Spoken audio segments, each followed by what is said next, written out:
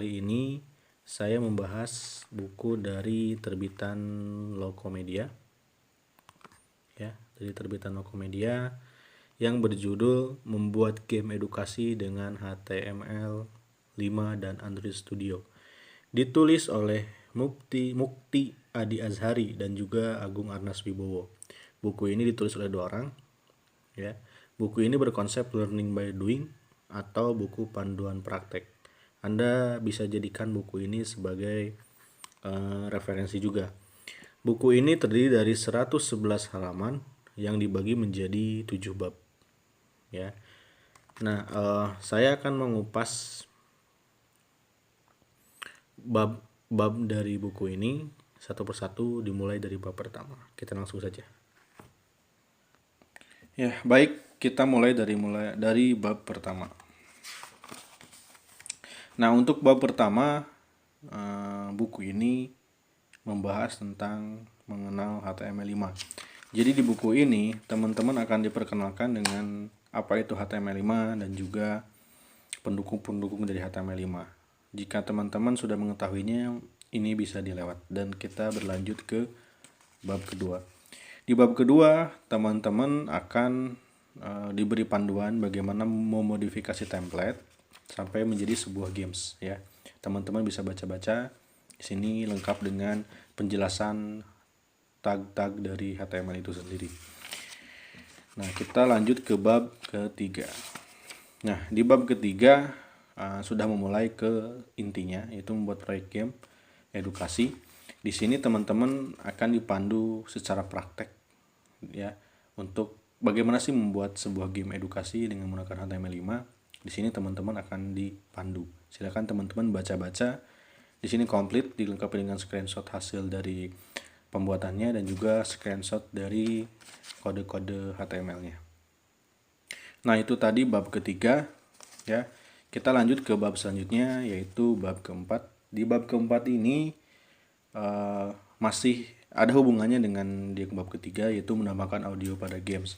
Seperti yang kita tahu bahwa games kaitan eratnya dengan sebuah audio, jadi menarik.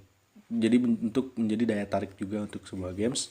Di sini teman-teman akan dipandu bagaimana memadukan games dengan sebuah audio, dan di setiap event games itu dipadukan dengan audio seperti apa. Di sini ada panduannya. Teman-teman bisa baca-baca dan praktekkan sendiri, ya. Ini banyak dilengkapi dengan screenshot dari kodenya juga. Kita lanjut ke bab selanjutnya. Nah, kita lanjut ke bab selanjutnya. Kita ke bab 5, itu penggunaan Intel XDK. Di bab ini, teman-teman akan dipandu bagaimana menggunakan Intel XDK. Intel XDK adalah salah satu tools untuk membuat sebuah aplikasi Android, ya, untuk menggenerate atau membuat menjadi sebuah APK. Teman-teman akan dipandu di sini. Silakan dibaca-baca saja. Ya, kita lanjut ke bab selanjutnya.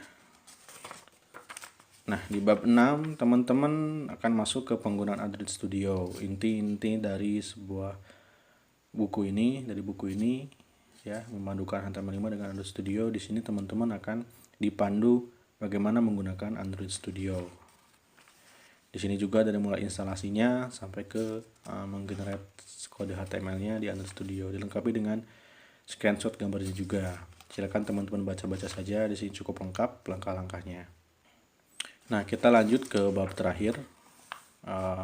Di bab terakhir ini, bab ke-7, ini bisa dibilang adalah bab bonus.